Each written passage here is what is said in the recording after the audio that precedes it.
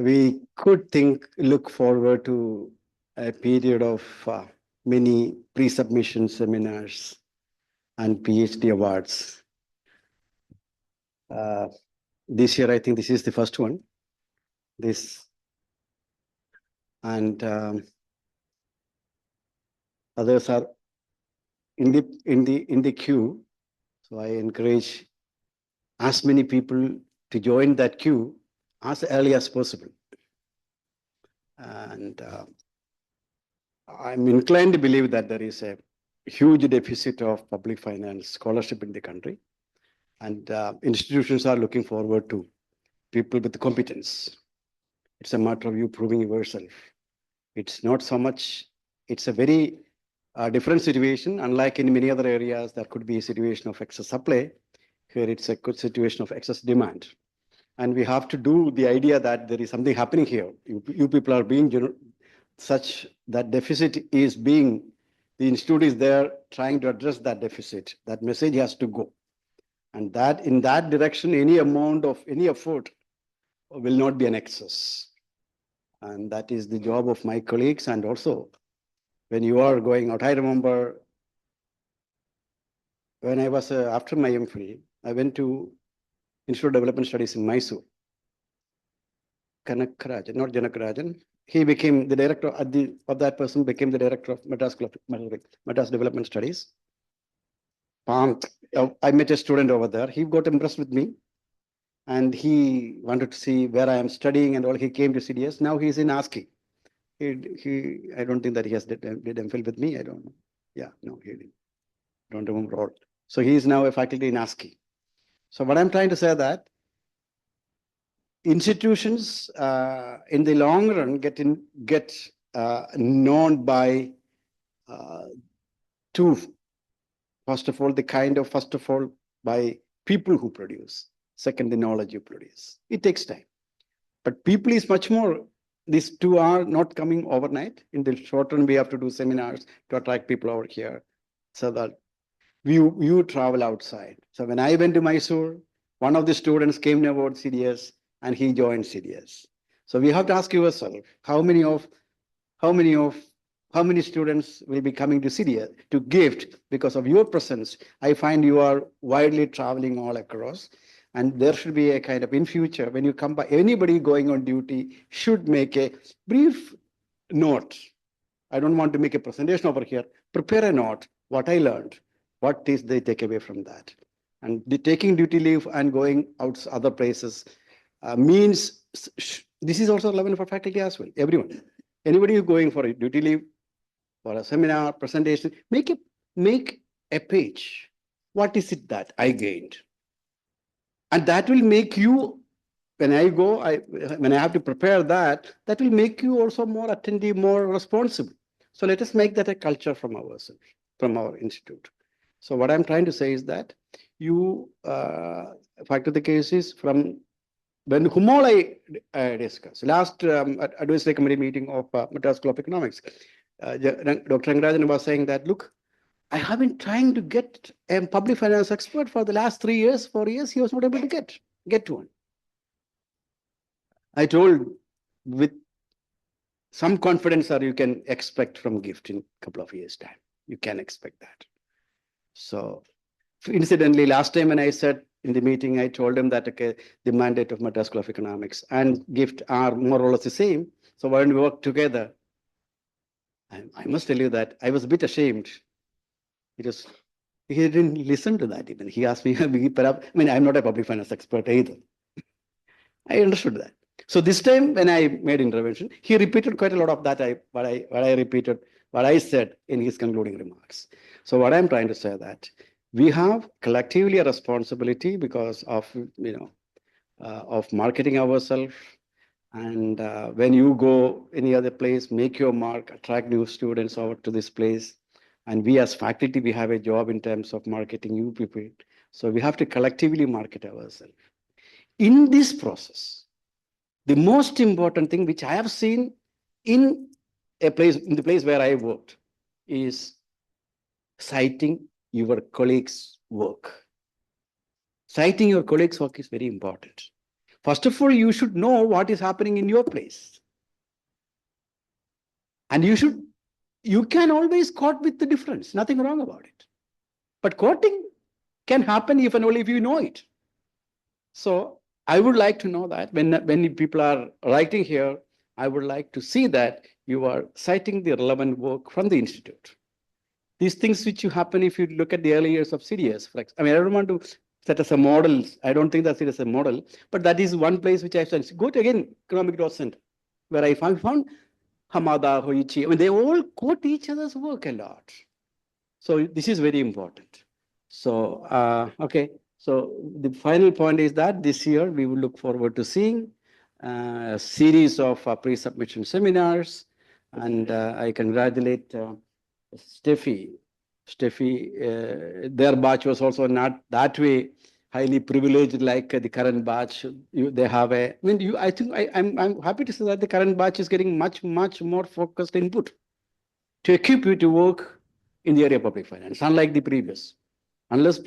So these people traveled very difficult time, passed through very difficult time. But first batch, all of them will be submitting the thesis. That's a great achievement. And that will be the same with the second batch as well. And I congratulate Steffi. Now, it was a bit longish introduction. And now, if there is any supplementary introduction, there is a supervisor here and also the coordinators. Where is the other coordinator? Yeah, you both. Yeah. So, please. Parma, I note your presence. Thank you very much for joining. I was late. Sorry for joining late. Actually, I've just reached. I was on my way, but I could I have not missed any of the presentations, so that's good. Delhi, you were late only by 5 minutes. That's not a late for Delhi. Okay. Okay, sir. Having talked during the New Year, Happy New Year to you too. Happy New Year, sir. Yes, sir. Happy New Year to everyone. Thank you. Yeah. Now, Thank you. now the business starts. Okay, welcome once again for the pre-synopsis seminar of Steffi Antony. As sir mentioned, this is the first pre-synopsis presentation from the second batch. So this is the fourth one altogether. Now, since she belongs to the 2018 guidelines, we have already following all the policies of all the guidelines of the 2018. Now, the presentation, the usual practice is 30 minutes presentation followed by the discussion. And in the last DC, it was last DC recommended to proceed for the pre-submission seminar of Steffi Antony. And when last DC, Professor Ritin Roy was the external examiner. With his comments, she is now proceeding for the pre-synopsis seminar. So I think I welcome Steffi to present, stick to the time, 30 minutes. And I request all the participants to contribute. This is the last platform from this, our institute to help her to make her final submission a good one. Okay, so please make your active participation after the presentation. Thank you. Steffi. Parma, would you like to add anything, any initial remarks? Oh, it's fine. I think you have said all. So I think it's fine. Okay. So we can just start. Yes. You should have left something for Padma to say, which you didn't leave. Okay.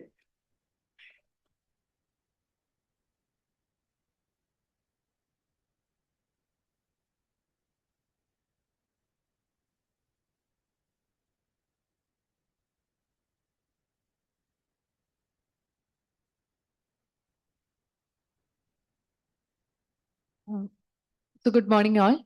So today I'll be giving my pre-synopsis seminar on the work that I have been doing for the past 5.5 years. So I thank everybody who have joined with me today, both online and in person. So I expect your suggestions and comments to make this a better work. So I'm beginning with my presentation. So my thesis is titled Fiscal Consolidation in Indian States, Rationale, Effectiveness, and Sustainability. Now, the presentation is structured as follows. it'll start off with the introduction consisting of the statement of the problem and the motivation, followed by the context, that is the Indian experience with fiscal consolidation, which will be supported by a brief review of literature, which will lead to the significance of the problem and the objectives. And then the three core objectives will be discussed: the rationale of fiscal consolidation, the effectiveness of fiscal consolidation, sustainable fiscal targets, followed by the findings and conclusion, and lastly, the limitations and policy implication. So we know that deficit financing, which is usually the gap that is being, the excess of expenditure over revenue, the gap that is filled because of the excess of expenditure over revenue. So deficit financing has been a central theme in public finance literature for over decades, especially in the later half of the 20th century. So before that, the economic thinking was more or less favored by balanced budget, except during emergencies. So unless and until there was an emergency situation, kind of like a war, the need of deficit financing was not addressed. So, but with the Great Depression of the 1930s and the Keynesian ascendancy, this balanced budget orthodoxy was challenged. So Keynes argued that during a phase of economic downturns, if the government steps in and spends through deficit financing, it would help revive the economy through reviving the demand, through reduction in unemployment, and thus helping in the growth of the economy. So this was actually followed soon after the Great Depression and after the Second World War and not. So countries started adopting these deficit financing as a means of reconstruction to spend on development and welfare-oriented activities. But later on, this kind of changed into a habit for countries, even if it is normal times. So not even during emergencies, but even during normal times, countries started spending through deficit financing. So this led to the problem of increasing deficits and debt accumulation, leading to a crisis kind of situation in several countries. And this peaked during the late 20th and the early 21st centuries. Now, this demanded an urgent need of policy-based mechanisms and institutional mechanisms to enforce the budgetary discipline, to bring the deficits and debt back to normal. So that is when the different kind of fiscal policy measures popularized, like starting from the transparency measures to the rule-based measures. So fiscal rules by then gained prominence globally, starting with the very popular ones being the Maastricht Treaty of 1992, the Golden Rule adopted by Germany, the FRBM Act that we have here. So, but the problem with the adoption of the fiscal rules varied across countries, and this was a little more challenging for emerging and developing countries because there was always a trade-off between maintaining fiscal discipline and spending on development-oriented activities. So this trade-off always existed. And this was further challenging for federal countries with because by then this borrowing became an important source of finance at the subnational level. So federal countries faced much more problems with that. So here comes the importance of Indian fiscal scenario, because India, being both an emerging and a developing nation with a federal setup, especially countries being, states being heterogeneous in all aspects, to be implementing a rule had much more consequences in the Indian fiscal scenario.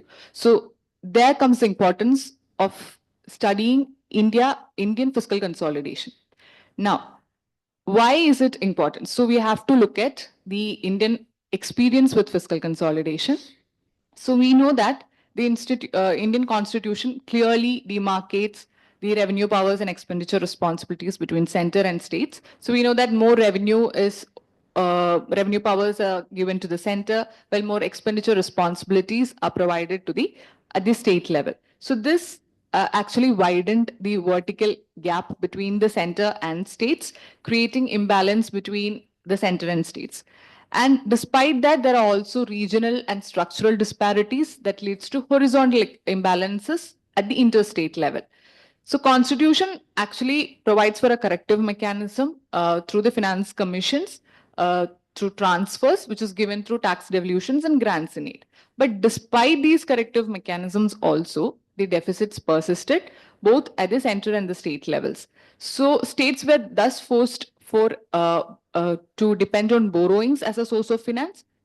And besides that, Article 293 also restricts states borrowing without the permission of the center.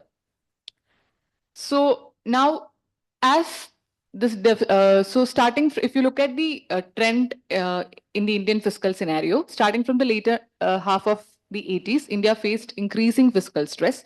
If you look at the tax GDP ratio fell from 16 to 14.4%. The interest payments relative to revenue receipts rose by almost 13 percentage points. The revenue deficit increased. So by 2002-3, the combined deficits almost shot up to 10% of the GDP.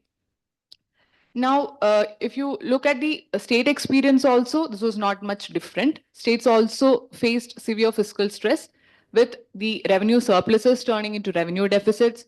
And this was actually credited to a lot of things, starting with the high interest payments that we had, the growing pension liabilities that was upon the states, the unchecked administrative expenses, the losses incurred by the public sector enterprises, the pay revision implementations, the subsidies provided. So all these were the contributing factors towards this mounting deficits. So, and also during this time, the combined liabilities of both the center and states climbed up to 80% of the GDP, with states almost holding more than 1/3 of the total. Now, here is when the Indian policymakers thought of coming up with fiscal consolidation measures to implement. So fiscal consolidation measures are basically those policy measures that are aimed at bringing down the deficit and debt levels through either expenditure compression or revenue enhancement. So India implemented such a rule in 2003, and states followed with their respective fiscal responsibility legislations. This is basically due to the 12th Finance Commission recommendations. And the Act actually stipulated the elimination of revenue deficit and the reduction of fiscal deficit to 3% of GDP. And this was a progressive reduction, which they aimed to succeed by 2008-9. So these policies were actually also supplemented with the debt swap scheme, the debt consolidation and relief facility, debt target ceiling. So these were all recommended by the successive finance commission, starting from the 11th, 12th, and the 13th.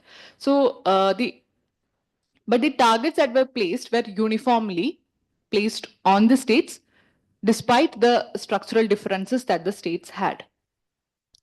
Now, if you look at the trend in fiscal deficit to GDP ratio, as I mentioned before, you can see a clear rise from 1980s. The fiscal deficit rose up to almost 1995, 96, up to actually 1990, 91. Then there was a dip because of a few of the fiscal consolidation measures that happened from 1990, 91, which is associated with the new liberalization policies that was back then. So it was basically more revenue based.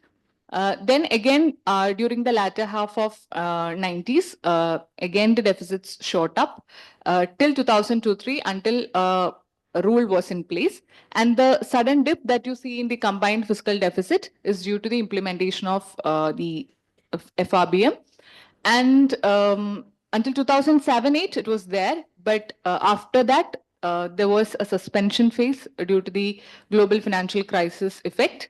So after which we again see the similar trend that the deficits are going up. And after the suspension phase, it again came back in 2012 with an amendment.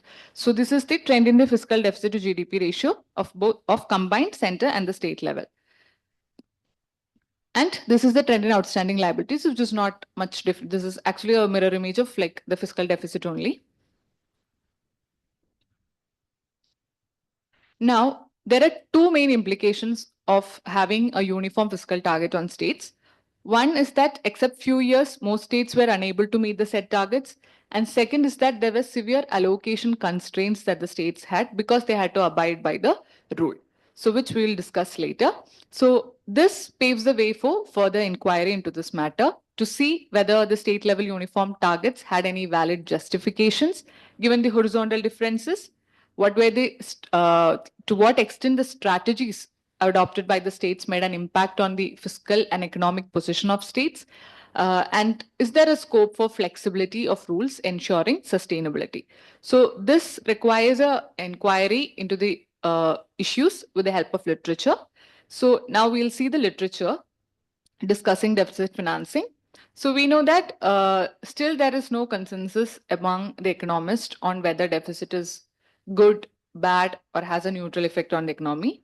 While the neoclassicals argue that it is detrimental for the economy because they treat the revenue spending as a dissaving. So whenever there's a dissaving by the government, if the private saving does not increase uh, proportionately, then there will be a detrimental effect on the economy.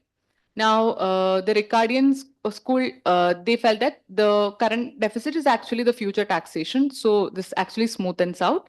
And the Keynesian school argues that whenever when there is deficit spending in the economy, it actually boosts whatever it is. It is if even if it is consumption based or investment based, it has a multiplier effect in the economy. So the whole, if you look at the literature base, throughout the debt scholars belonging to the 300 years, we can classify them into the pessimist, optimist, and realist schools of thought. So pessimists basically think that the fiscal deficit or debt is bad for economy. Optimists, they prefer debt to be good for the economy, and realists somewhat place their viewpoint in middle of that, where they find that certain expenditures should be and can be provided by the government alone, which can have an effect on the economy, and certain other expenditures can actually reduce the productivity.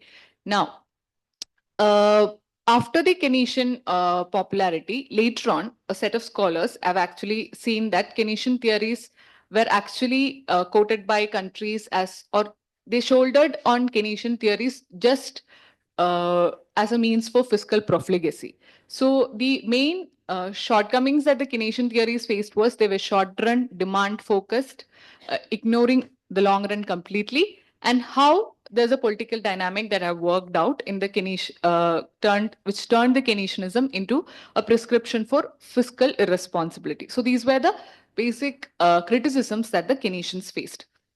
So with that, more fiscal consolidation policies, rule-based consolidation policies came up. So fiscal consolidation, as I mentioned before, it is actually the policy measures to reduce the deficit and debt of the government. So the debate over fiscal consolidation started with the problem of increasing deficit. So studies have looked at both the contractionary effect of fiscal consolidation, that is whenever there's a fiscal consolidation, it can affect the economy in a contractionary manner, and the otherwise, that fiscal consolidation can have an expansionary effect. Now, studies also argue that fiscal expansions have a positive effect in good times and a negative effect in bad.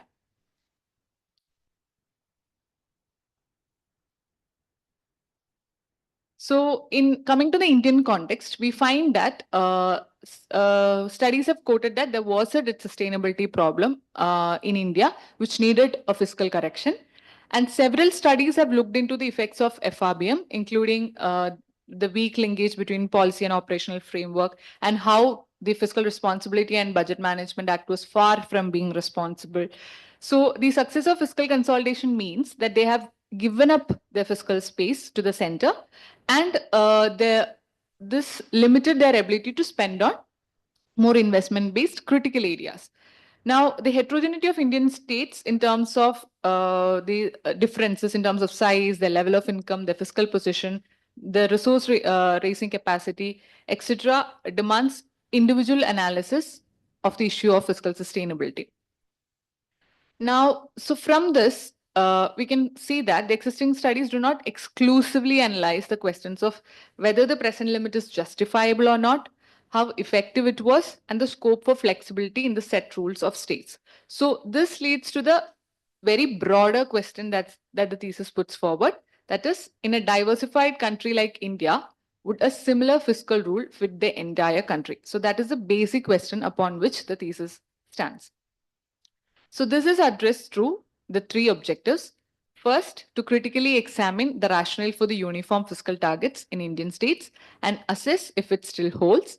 Secondly, to assess how far the fiscal consolidation strategies in the Indian states have been fiscally and economically effective.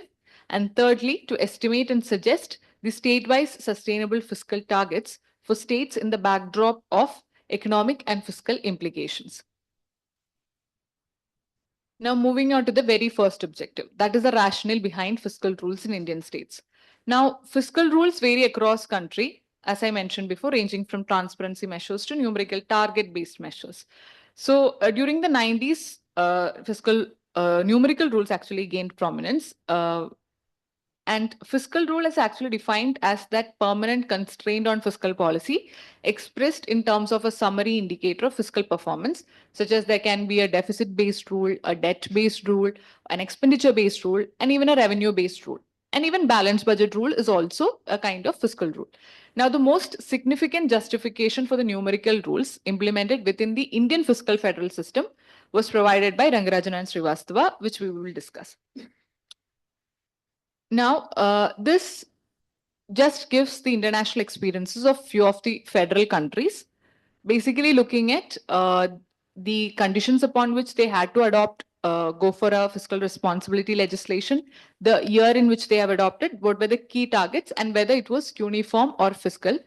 Sorry, the table is a little small.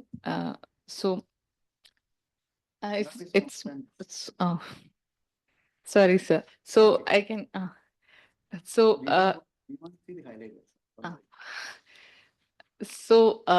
from this, what I can conclude for you is that for few of the federal countries among this, the Australia, Canada, and US, the rules were more heterogeneous and flexible at the subnational level. But for the other states, the implementation was uniform, both at the federal and at the subnational level. So, and no single rule has been continually followed in any of the countries. There were suspension phases, there were breakages in the law, and these certain rules were highly centralized, and certain places it was highly decentralized. So this is just a quick view of how the different federal nations, there is both developed and developing countries in this, but just to get an idea of how federal nations adopted fiscal rules. Now, coming back to the rationale in Indian context, so we can find two important rationales. One is the Maastricht Treaty and the Golden Rule based. So there are literatures that say that Indian fiscal rule has an influence from this framework, especially based on the 3% and the 3% deficit and the 60% debt target. So even the Maastricht Treaty's numerical numbers do not have a scientific backing. Only the debt was kept 60% because the average debt of the European Union nations was 60% back then. So the debt limit was set as 60%. But the 3% literature still says it's a magic number, or it is something that came out of thin air. So that is one of the rationale. Secondly, when you come to the Indian fiscal rationale, that is provided by Rangarajan and Srivastava, as I mentioned before, is based on the savings argument. So that is back then, and this was given after the implementation of FRBM. But the rationale was that given the household savings of 10%, so 4% of the savings would be required for the private sector, and the remaining 6% was equally divided between the center and states. Now, this approach is actually questionable for two important reasons. One is that there is absence of reliable data on state level savings, and second, it overlooks the multiplier effect of state government spending, because India, being a demand constrained economy, and multiplier effect mostly works in a demand constrained economy. So the multiplier effect has been mostly overlooked. So first, we look at the trend in sector-wise savings, how the savings have changed over the years. So we can see that the household savings have increased over the year, decreased over the years, while there is a private corporate sector whose savings have increased over the years. Now, this has not been considered, or the rationale has not been reoriented according to this.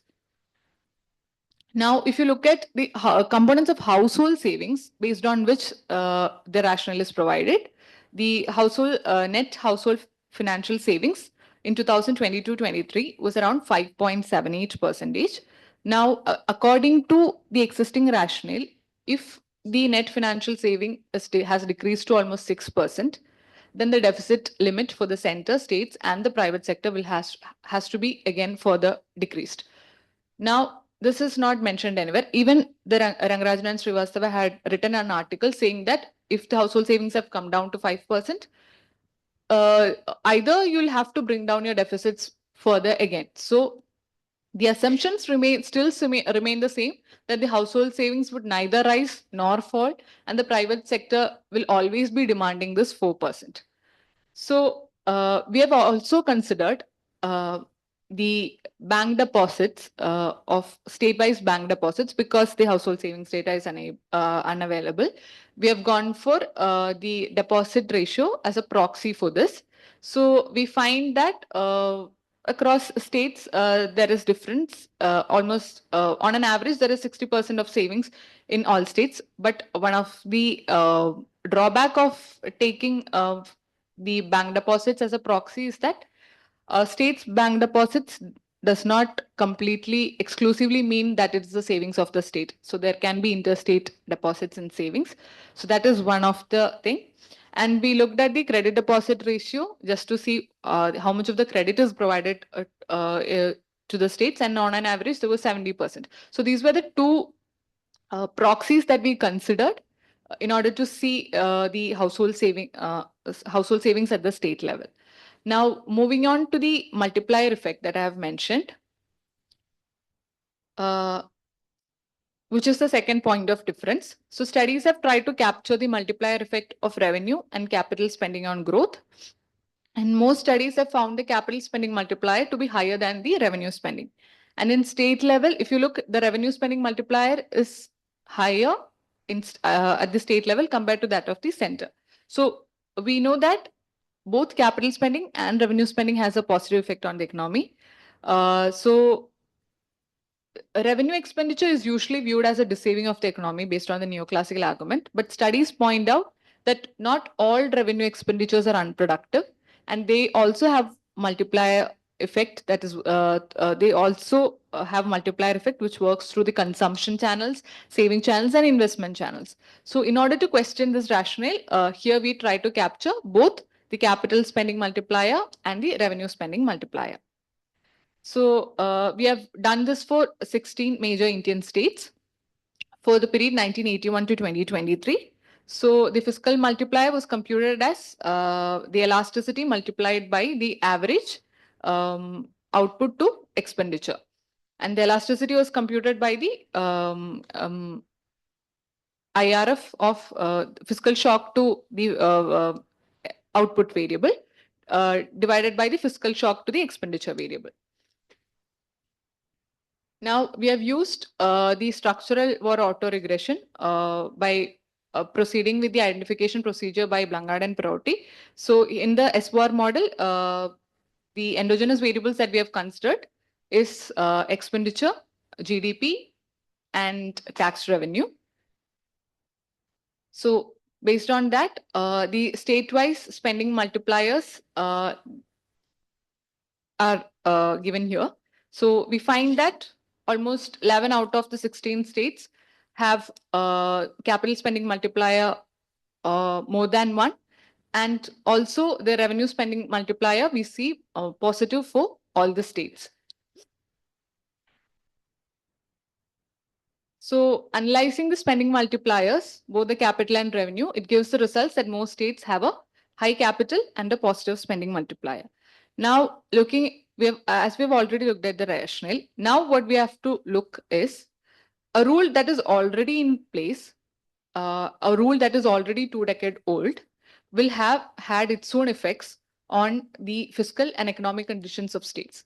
Now, in the further chapter, what we're trying to look at is the strategies that the states had to adopt in order to abide by the rule and how it has affected the oh. So the basic question was the existing rationale, critically looking at the existing rationale and see if it still holds. So the conclusion states that the rationale has not been revisited and the multiplier effect that the states have a positive multiplier and a high capital spending multiplier just completely been overlooked upon. So this is the main conclusion from the first objective. Now moving on to the second objective, we look at the strategy and effectiveness of fiscal rules and public investment and growth. So we know that most responsibilities are with the states, and it is important to look at whether states have gone for an expenditure-based compression based or a revenue enhancement based. So the imposition of fiscal rules on these would decrease the capability of the states to make investments in both welfare and development-oriented activities. So the discretionary spending gets affected due to the fiscal targets and resource constraints when there's a rule on and above the states. So these are the literatures that discuss how the fiscal rules have affected the development spending of states. So in the Indian context also, studies state that the fiscal correction has led to expenditure corrections, and how the capital spending of the center has declined from almost 23 to almost 10%.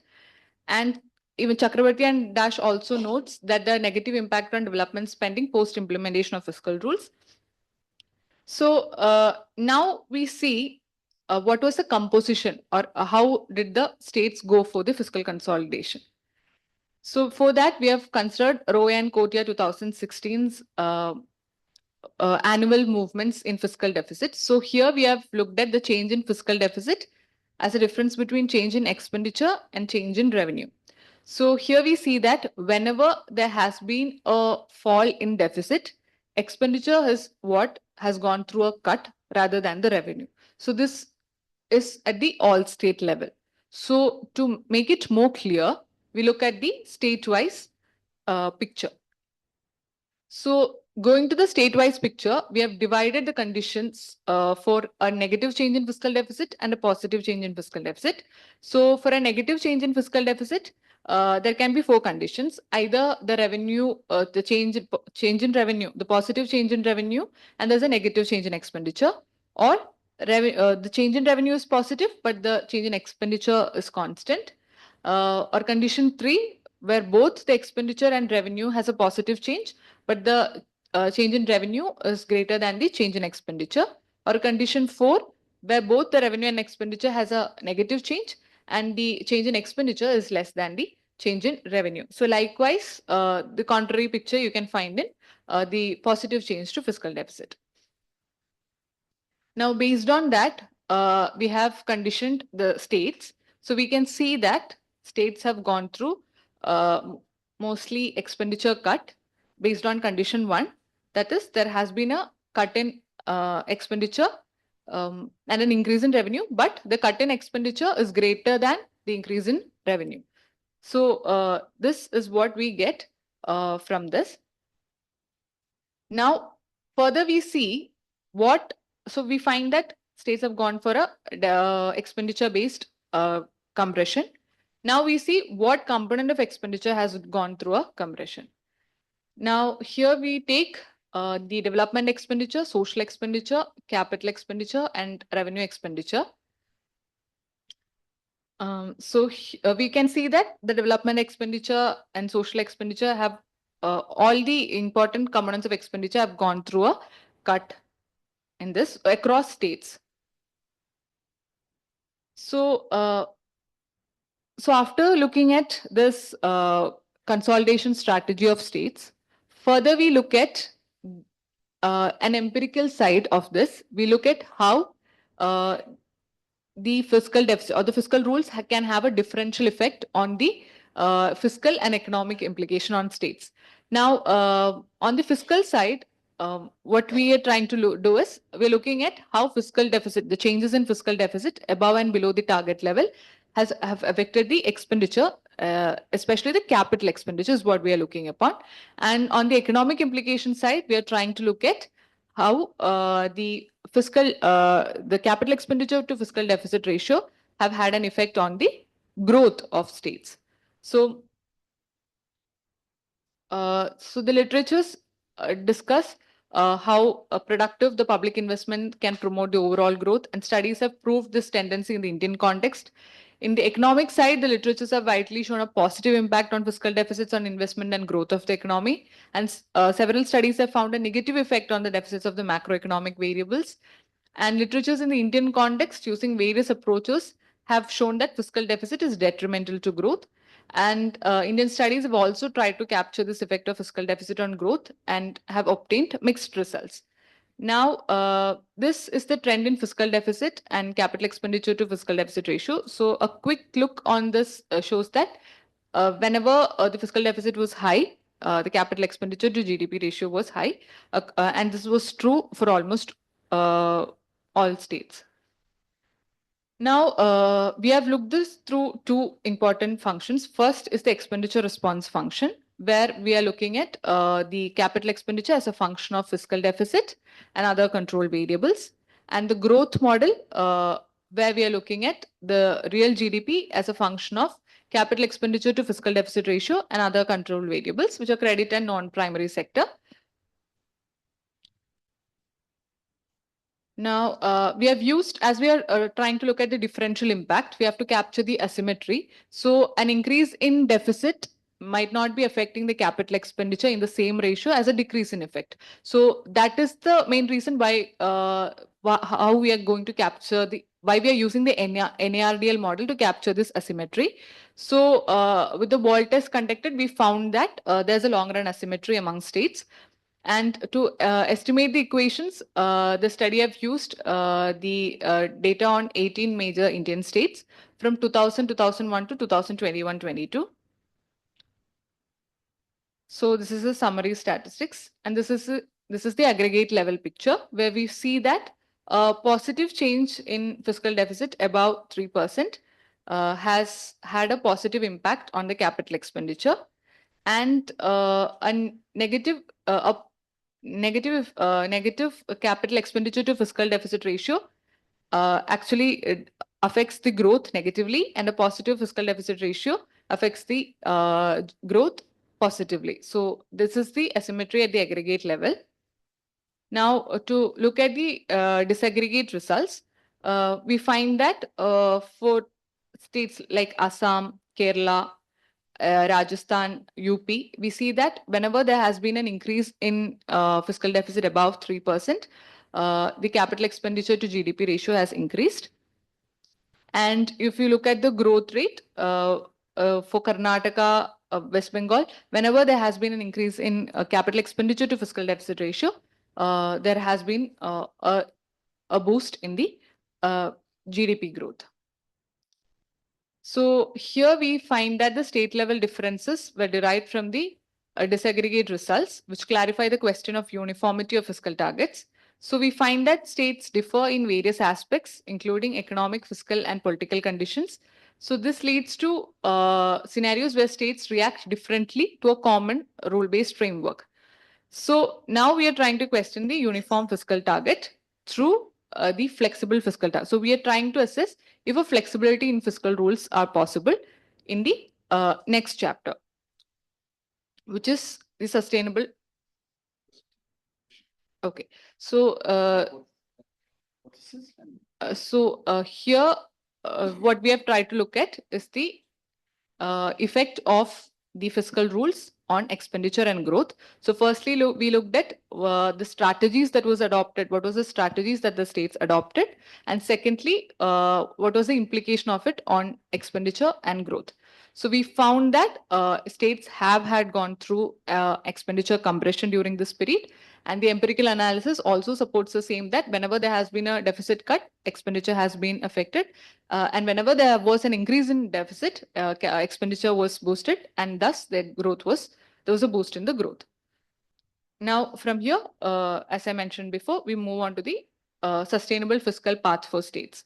So, building on this analysis, an important policy formula is to derive a fiscal deficit path considering the sustainability conditions for states. So, a subnational entity's fiscal and economic condition has a huge role in determining the extent to which it can borrow without harming its fiscal health. So this health is actually measured in the literature through a debt sustainability angle. So here we try to derive sustainable fiscal paths based on debt sustainable analysis, reaching a threshold debt level for a future period considering the state level differences. So now we look at the literature that discusses debt sustainability. So to simply put debt sustainability, it is defined as a situation where the debt does not accumulate at a rate which is exceeding the capacity for the government to service it. So that is basically what debt sustainability means. So the literatures have viewed debt sustainability in different ways. And according to Rangarajan and Srivastava, that sustainability is the capacity to keep balance between the cost of additional borrowing with the returns from such borrowing. So either there should be a balance between the cost of additional borrowing and the returns from the borrowing, or the returns from the borrowing should be greater than the cost of borrowing. So which could be in the form of higher government revenues that can be used for servicing the additional borrowing. So there are two important conditions in the debt sustainability framework. One is the DOMA condition, which explains the debt sustainability with growth and interest rate. So he argues that debt is assumed to be sustainable as long as the growth rate is higher than the rate of interest rate. And later, a bond condition, which explains the debt sustainability with primary surplus. That is, if in response to earlier debt, if the primary surplus improves, the deficit is considered to be sustainable. Now, here we explored the sustainability based on two established frameworks. One is DOMA and bond conditions. We see it as necessary condition of debt and sufficient condition of debt. So first, we look at the DOMA-based condition. So before that, this is the trend in debt to GDP of states. We find that post-COVID, there has been a kind of, the states are starting to show a decline in the debt to GDP ratio. And this is the trend in the primary deficit to GDP ratio of states. Now, now we look at the DOMA-based condition. That is, we derive two conditions. One is when the growth interest differential is greater than the primary deficit, which would be treated as a sustainable condition, and when the growth interest differential is less than the primary deficit, which is treated as an unsustainable condition. So this condition will prove that as long as there exists a positive growth interest differential, and that positive growth interest differential is greater than the primary deficit, that is sustainable across states. So in the loan, different rates. Here we have considered the effective interest rate. Yes. Here we have looked at the Instead of can be in terms of rate of growth of GDP and rate of growth of interest amount paid. Is an interest burden for the state. yes. Can we consider that? So your GDP growth and also your interest payment, not interest rate. Interest rate is effective rate. But Can we it keep it somehow reflects the interest payments that we are paying. So Okay, go ahead. So these are the two conditions based on which we are looking at. So we have divided the states into high income, middle income, and low income categories to look at the first condition. So this is the high income state categories whose average debt and deficit during sustainable and debt exploding phases have been given. So this is for the middle income states and low income states. To condense this, you can look at this, the high income state categories, the middle income and the low income. So we find that for high income states, the deficit have ranged between 2 to 7% during sustainable phases. And for middle income and low income, the deficit has ranged between 2 to 8% during sustainable phases. So here, the derived debt deficit ranges across all state categories clearly demonstrate that the deficit can exceed the 3% limit set by the FRBM rule. and still be sustainable. So this proves that each state can borrow beyond the prescribed limit, provided that they maintain a growth interest differential, which indicates a sustainable fiscal condition. So whatever we have seen till now is based on the past data that we have compiled and seen how states have, what was the deficit and debt of states during the past periods. So whenever their debt and debt was sustainable as per our conditions.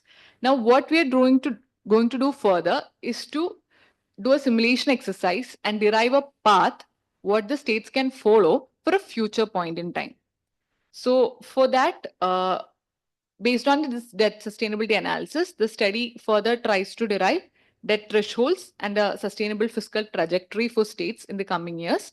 So we try to find the debt threshold and a deficit path that each state must follow in order to arrive at this debt threshold. So there have been various approaches that have been used in the literature. And the most important among them is the association between the primary balance and the debt level.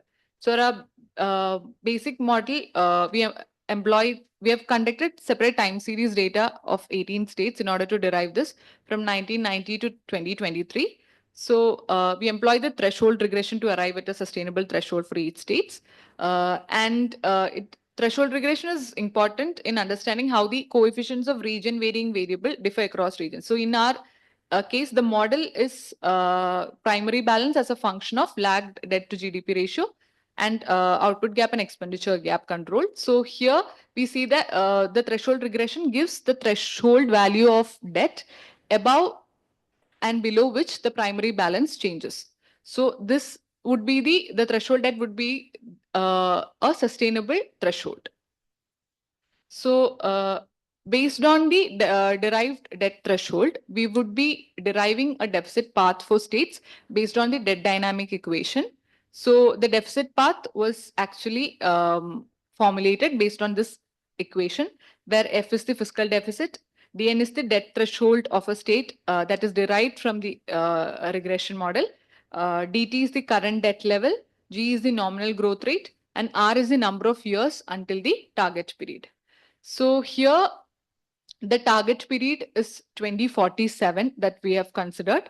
So I'll explain the rationale for 2047. So these are the state-wise debt threshold. And here we look at three different conditions. We look at three different conditions: the current average growth rate, and a growth rate 2% above and 2% below the current average growth rate. So we look at the fiscal thresholds during three different regimes. So this is the state-wise debt threshold that was derived from the threshold regression. So here we find that the debt threshold have ranged between 20 to 33%. So the least threshold for Karnataka with 20%, and the most for Bihar with 33.4%. So in Kerala, we have the debt threshold was found out to be 26.7. So to reach at this debt threshold, we have derived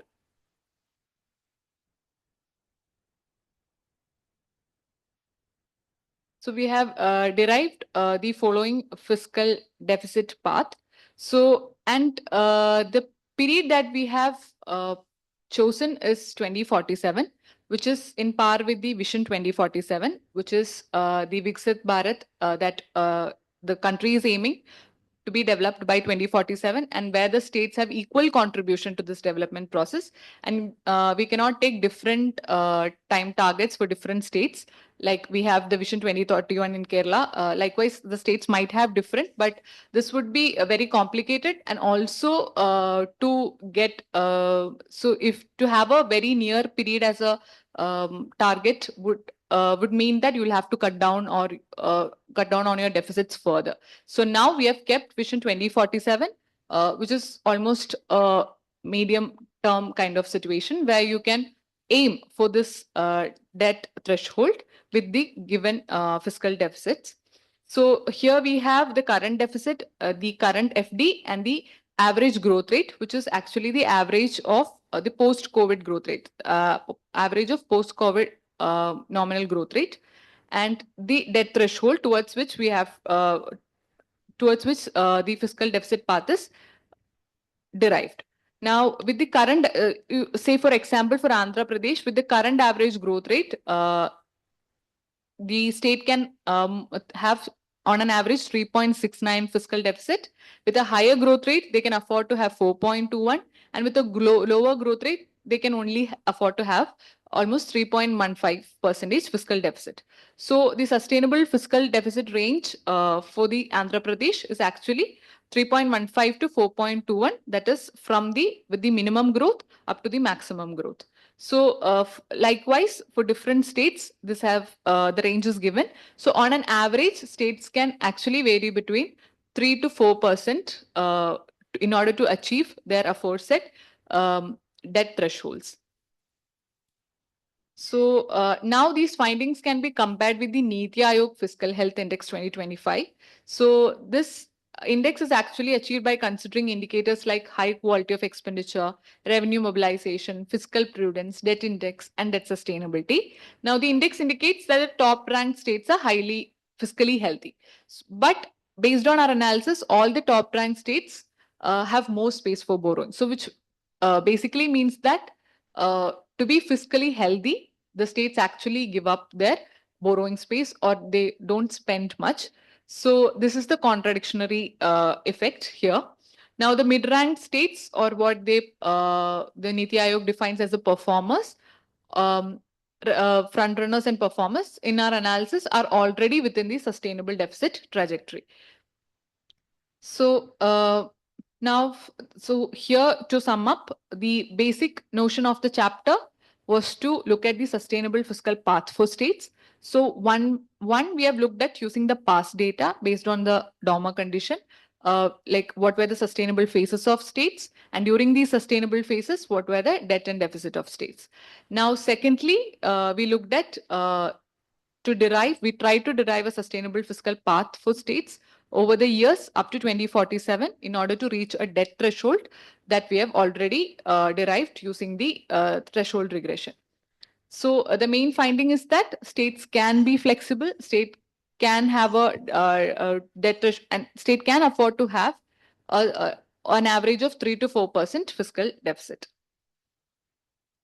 Now, the findings and conclusion is that the critical areas of rationale for imposing uniform fiscal targets across Indian states demonstrate that household saving levels varied considerably across states during different phases of the FRBM. The evaluation of capital and revenue spending multipliers revealed that most states exhibit high capital multipliers alongside positive revenue multipliers. And the subnational investment in development and capital projects in India is largely driven by borrowings, contributing positively to the economy. So the findings underscore the critical role of deficit financed public investment in driving overall demand and capital formation, thereby fostering economic growth and through the Keynesian multiplier effect. And as far as the fiscal target uniformity among states, the sustainability phase of all states were considered. As long as the growth interest differential surpasses the primary deficit, states can repay the debt without causing any debt deficit stress or impacting the macroeconomic stability of the nation. The derived debt deficit ranges across all state categories. They demonstrate that deficits can exceed the 3% limit. An empirical analysis of the major Indian states also establish that these state-specific debt thresholds can range up to 20 to 33%, and the corresponding average deficit can range up to 3 to 4% of the GDP. So this approach transcends the conventional rule versus discretion, and it's more of like discretion within the rules. Now, the policy implications that the study advocates for is more of a realistic approach that bridges the gap between the neoclassical and the Keynesian perspectives. So this research positions itself between these viewpoints by endorsing a model of discretion within a rule-based system, one that accounts for state-specific factors such as development priorities, revenue generating capacities, and fiscal sustainability. Also, we put forward this idea of, because there's a flexible targeting that we are mentioning about across the states, there's always a monitoring mechanism that is needed. So a state level fiscal based institution like a fiscal council would be necessary in order to maintain or to monitor, to have more transparency in the budgetary framework. So the limitations of the study is that we have not included the political and institutional dimensions. We have not looked for the political aspect of fiscal consolidation. The effect of off-budgeting borrowings were primarily included, but then due to data constraints was not included. So if data is available, looking at the off-budget borrowings would be a way forward. And the study also do not address the development dimensions or the development outcomes of the states, which the fiscal rules can have an effect on. So these are the publications and the conferences that I attended during the period. So thank you. So looking forward for your suggestions.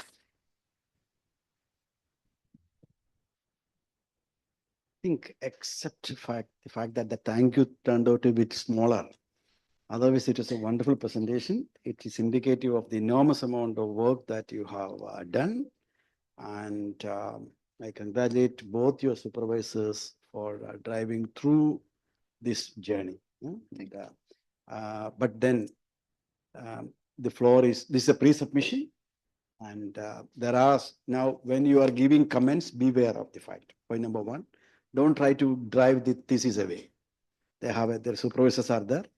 The answers will be given by both supervisors to the question, but questions are very, not answers, you will give the answers, but the question itself will be monitored by the supervisor, because this question falls below the realm of the thesis. Sometimes if it happens, you have the freedom to, but the point here is that we need to locate the plausible questions within what they have done. That is what we need to, because I don't want a reviewer to raise certain things which, but questions can be raised. No, the questions can be raised. It can take for your discussion in the canteen for something broader that can be further research. Questions are encouraged. But then the question is that when you ask the question, try to help her and try to get things clarified from you. Suppose you were the examiner, whether you would have raised this question. That is what you should be asking here. Okay, so the floor is open now.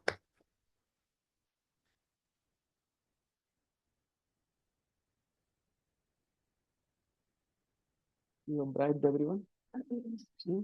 That no questions? That means they are all clear, completely clear. I think then the questions will come to you.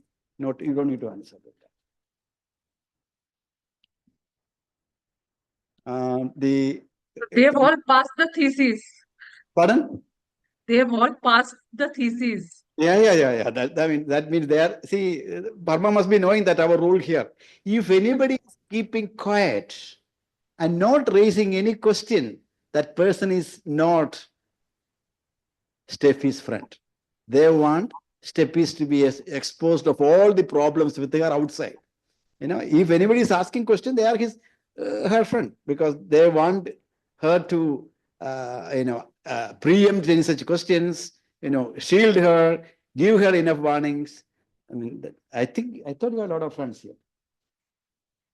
Okay, who are your batchmates? Batchmates first. I'm sure they will be knowing about it. This is better than them. I'm very sure. This is what I want. I want in their batchmates should be knowing each of the chapter. I will ask the question to the batchmates. Who are the batchmates? Jerome and George. Both are not here. George and everybody. George is online. Okay, George. Any question? I want to know how helpful are you going to be with the Steffi? Do you have any help for her? What did you say? He's in planning board. He's in the planning board. Okay. Okay. So that batch is gone. Hello.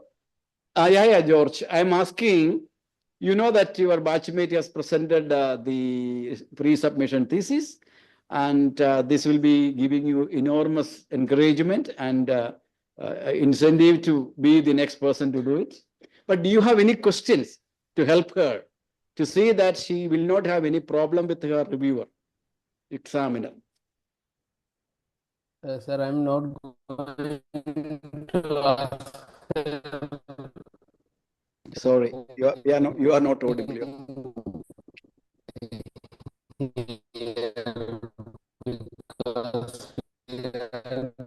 And I think you have to write it in the. You are not audible. You are not. And Chat box. Please use this chat box in between. Then of course always the juniors are with the colleagues. They will not be very helpful, but juniors will be much more helpful because they don't have any seniors here. I suppose no seniors. So anybody from the next batch? Okay. Next batch is Riju et al. Am I right? Shagishna et al. Huh?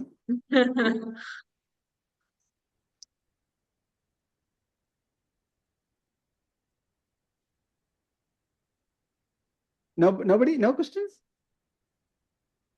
If you ask any journalist here, they will be asking 100 questions here. In fact, this is she raised, addressed an issue of immense public interest.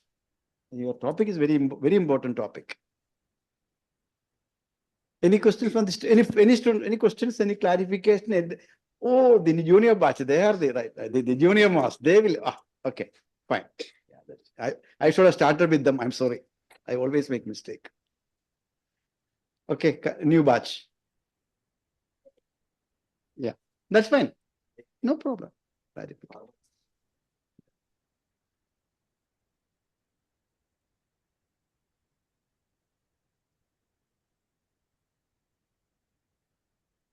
So it's just a clarificatory question.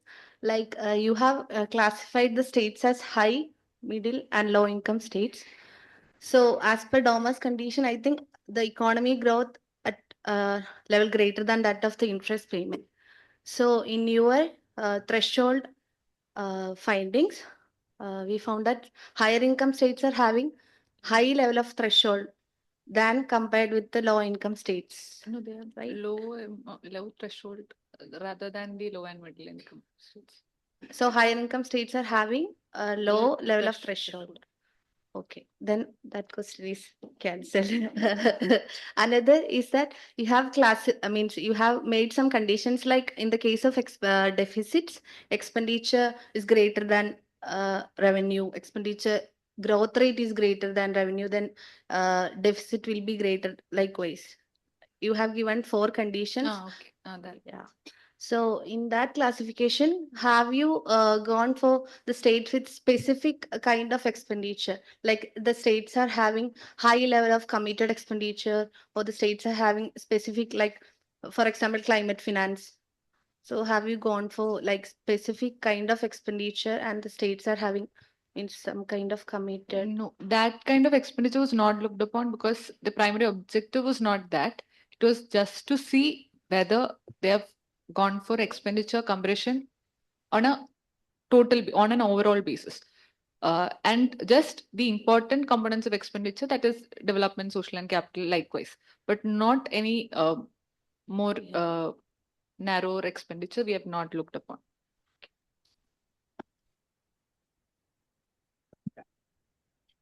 the broader While you have studied the path of fiscal consolidation, adjustment, you have actually talked about the expenditure components there.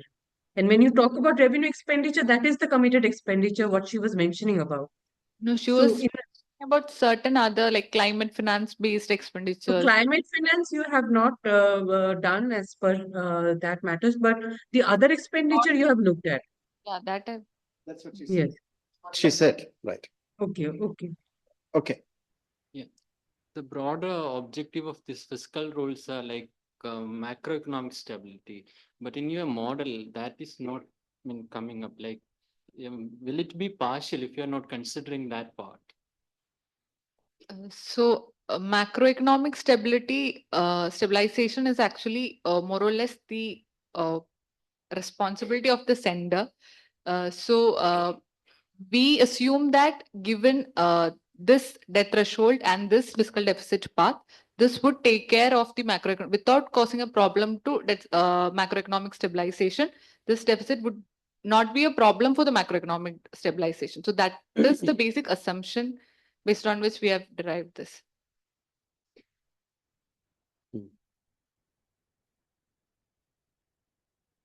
Can I ask a question? Yeah, please. Steffi, it was a good presentation, but I got some doubt with the structural war thing. So you have imposed Blanchard-Perotti identification, right? Yes. But the thing is that when the structural war is run on the basis of that particular identification, the shocks are found to be orthogonal, right? But in case of when you are calculating the multiplier effect, I think in the broader measures of output, I think there are impact of both shocks from the demand side as well as from the supply side. But when you impose this Blanchard-Perotti identification structure, it treats a shock as uncorrelated. So what happens is when you try to find the impact of fiscal policy shock, it may also have created some additional improvisation also in the form of shock innovations. So I think once you are imposing this particular thing, this particular identification structure, what happens is you will be trying to put the impact of all other shocks as fixed on the rest of the variables. Like, I mean, if you are trying to find the impact of fiscal policy shock on the output levels, in this particular case, you will be having a situation where the rest of the shocks are considered to have a negative or a zero impact on the target variable. You will be only identifying the impact of fiscal shock on the measures. But in effect, what in the very latest studies, like one which has been proposed by Ashima Goyal in the year of 2022, they are find that in the Indian context, the shocks are correlated. So any particular studies which is trying to find the policy implications, imposing the Blanchard-Perotti identifications will not be valid. So I think that is something you should be trying to look, because I think in an aspect of stabilization procedure, there is an impact of both monetary policy as well as the case of fiscal policy. So to look upon fiscal policy alone, like the impact of fiscal policy shock alone would be, sort of underestimating the impacts. Second thing that I saw a statement like the rule has been imposed upon states without taking into consideration the structural factors. But again, the classification of states being done as high income, low income, middle income countries. But can you say like how you will be explaining the impact of these shocks on structurally different economies, like manufacturing based economy, service based economy? Because I think that is what you have meant by the structural factors, right? Yes. So that is one thing. Second, the another thing is that with respect to the one statement, like fiscal policy expansion during the contractionary phase also found to be have a negative impact.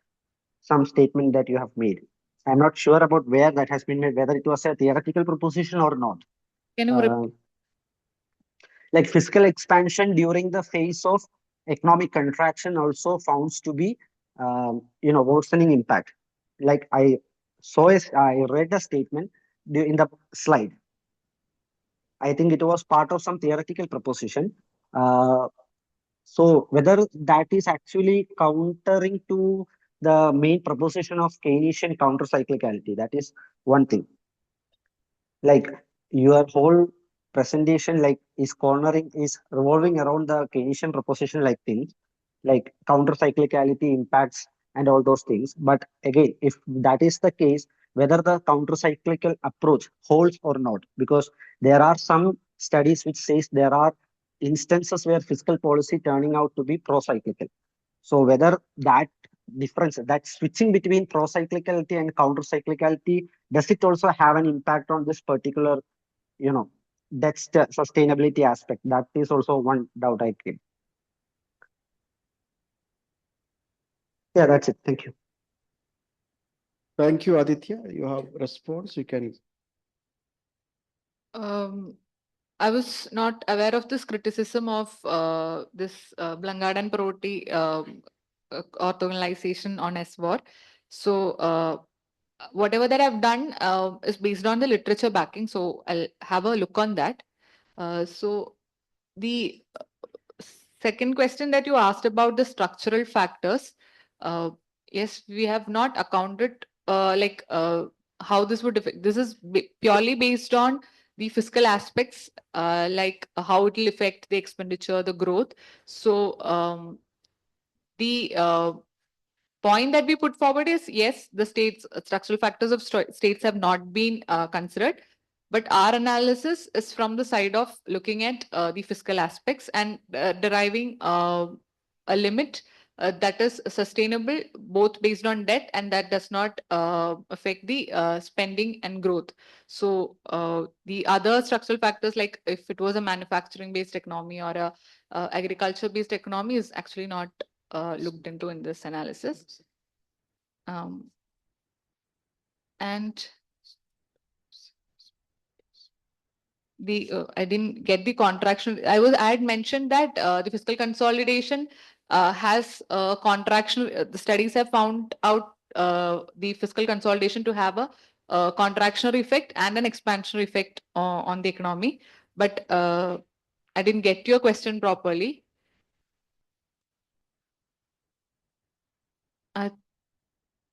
Yeah, I will speak in person. Okay. Good. I think in such matters, what is important is when you get a question, some of the question you can actually address, some of them you can write footnote. This is an interesting issue, which don't give a chance for the reviewer. Okay, here's an issue. No, I'm aware of it. I'm not able to take it. This is a purposeful decision as a researcher. You have the freedom, but get questions and preempt. Get questions and preempt such questions to be given by the reviewer. That's the point. Okay. Now, floor is open. Come over here, please.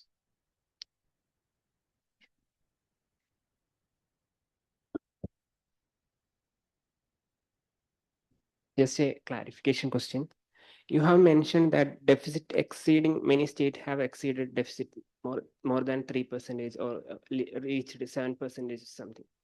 But does that mean the crowding out is weak or the expenditure multiplier is completely exceeding the impact of crowding out in this state? That is the reason for happening this phenomena, or exceeding limit is not a issue due to weak link. An expenditure driven, you are concerned about the fact that in many states you find a public expenditure driven increase in revenue in fiscal deficit. That's what you're saying. So has it been? That means the reason for we are limiting the deficit is to stop the crowding out. So that if even we exceed 3%, it's not big issue. The crowding out that expenditure. Now the question is that expenditure, whether it is revenue expenditure driven or capital expenditure driven. F.D. Then if it is revenue expenditure driven, has it really crowd out? That's the question, I suppose. And also there's this aspect of crowding in also for fiscal deficit, where when the government spends more, there is more public services allocated and more investment is coming in. So there's always a crowding in aspect also for this. So that's the reason. Might be, yeah. Okay.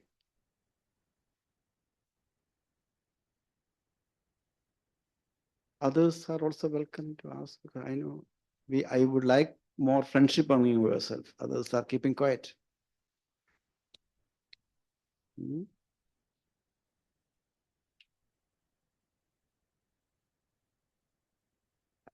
I think there should be more interaction among yourself and there should be more questions from the students. That's very important. Very important. Okay. Now, that I think next time onwards, there'll be a payment, there'll be a fellowship hike or decrease for asking question. We can do for every question you ask, you get what any incentives are needed for raising questions. We need you should be knowing what is happening here. Everyone should be knowing what are the theses happening here. Everyone should be knowing. Everyone's thesis you should know. At least your batchmate's thesis you should be very clear about. And your immediate senior or immediate junior. Immediate junior is also very important. Because And senior also, very important. I think I would like to have an interactive space here. And particularly, she is not asking any very interesting question, which is for a public finance institute to be worried about. Okay. Now I think my faculty colleagues.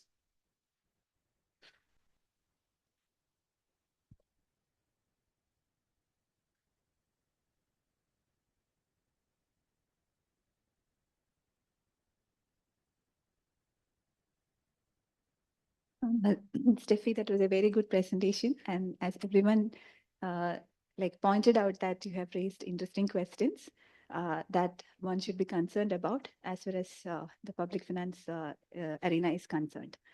So I just have only some small observations or questions that whatever you can call it. So you mentioned in your second objective that as soon as the fiscal rules are in place, it immediately affected the expenditure part.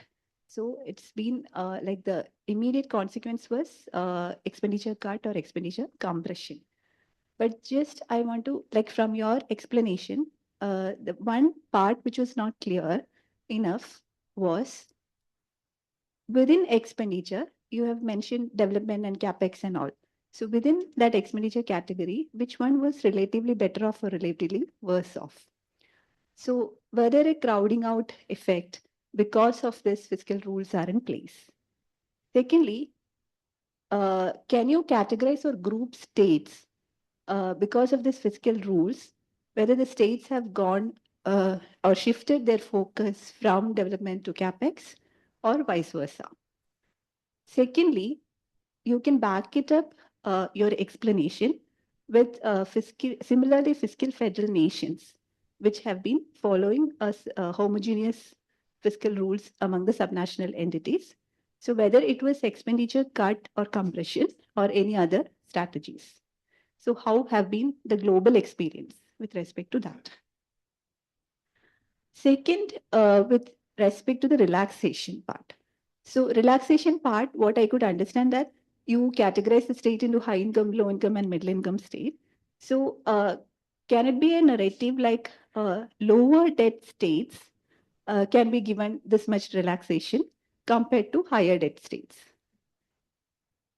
That's it.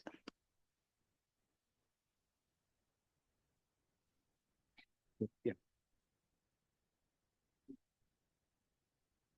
Well, you can answer the question. We have time. We have time, but it's not. Basically, the component of expenditure, we see that almost all components of expenditure has gone through a cut.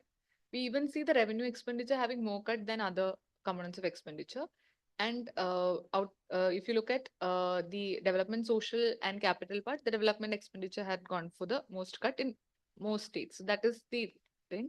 And the global experience is they have had basically expenditure-based rules and debt rules. So the usually at the global level, the common adoption of rules are expenditure-based rules and debt rules. So that is the common. But what was their consolidation part? Have they gone for a expenditure cut or a revenue-based enhancement? That have not gone in detail for countries. So I think I can have a addition to the international experiences that I've done now. So I think with respect to the subnational pattern, you should be more concerned about, like before this fiscal rule and after fiscal rule, how they have shifted their focus in terms of composition.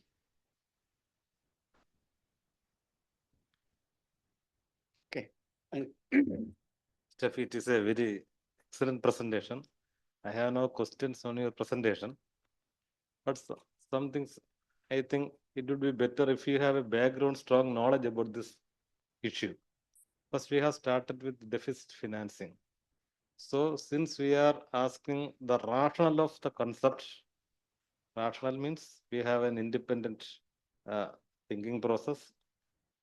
We are bound to think logically, then you can ask the core idea of deficit financing is good or bad in a developing country context.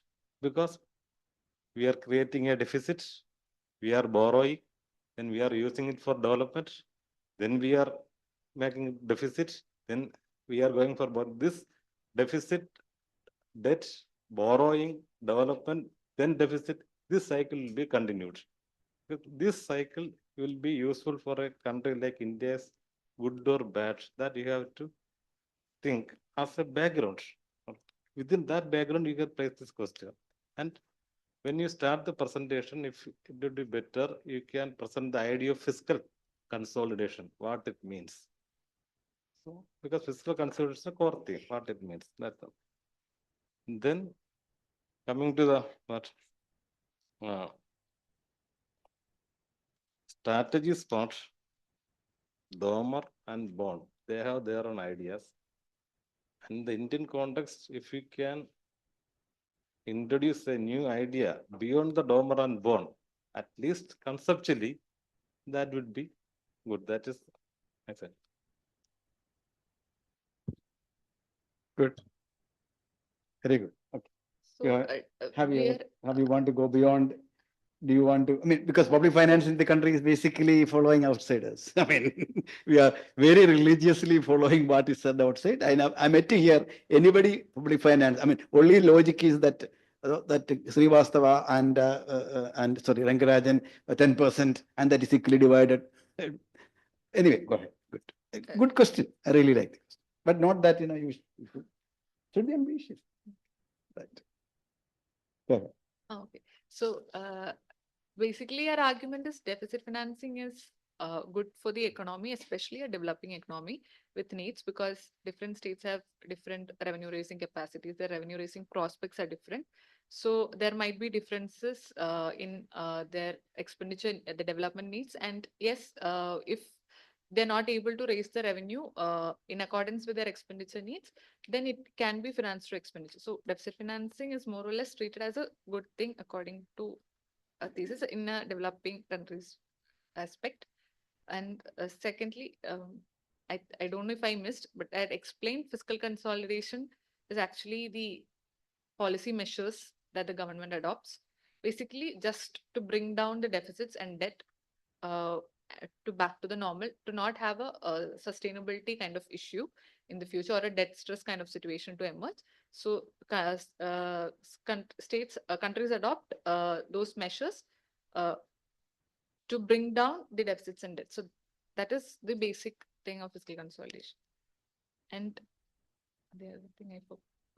Sorry, sir. Beyond Domer, we would like to have Steffy conditions for sustainability, not Domer and Bom. That's all fine. I would like the Steffy conditions. That's it. Maybe. Not Please had any wait. Please wait. Please wait. Because when we are borrowing, not only the economy is benefited, the money lenders also benefited.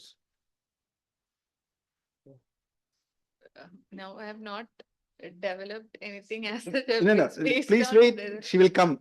She would like to buy some more time for that. Yeah. Okay. Synthesis. Okay. Okay. Now, yeah. Well, the other faculty is very. We are only 3 faculty here. Huh?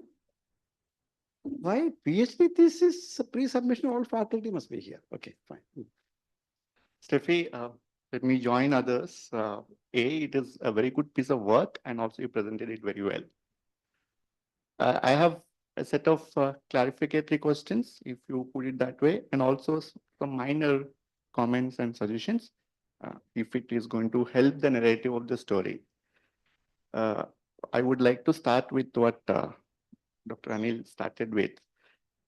Although you defined fiscal consolidation right in the beginning, but you would also, I mean, I'm sure you're aware that there is a definition of fiscal consolidation doesn't exist, right? I mean, different, although broadly you can conceptually talk about measures to reduce the deficits, but the measurement of consolidation has been quite varied, correct?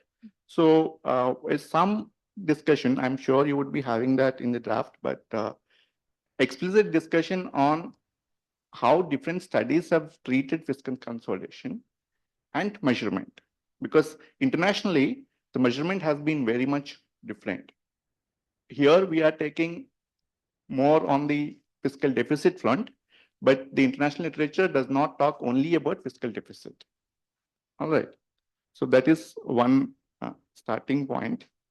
The other suggestion that it's not suggestion, it's a clarificatory question. You can just since you made the statement that debt scholars over 300 years, who are they? I mean, the past over, starting from the debt literature, if you, so it's No, who is the maybe earliest debt scholar? I mean, it's only for my information. Debt scholars over 300 years. Debt scholars over the last 300 years. So I was asking who are those debt scholars? I just wanted to know. starting from, so you can say Dharma is a debt scholar. So like those who have worked on the debt literature is basically what I meant over Yeah, but the past centuries. yeah. Okay, fine. That's No.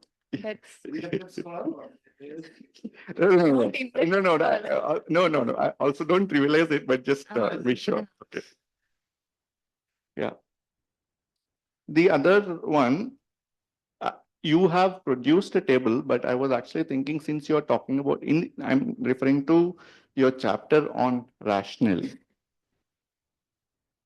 You have been quite comprehensive, but still I was thinking that since you have given a table on how different countries have adopted and the rules, and now we have a country which adopted in 2003 and with no significant changes in the rule. Okay. Can we draw any lessons from countries that have initially adopted, subsequently introduced changes in the rules, and the justification for changing those rules? On what grounds have the countries over time changed their fiscal rules? Okay. If those countries which have gone on to change the rules or conditions are similar to that of Indian federal setup, we could definitely draw insights from there.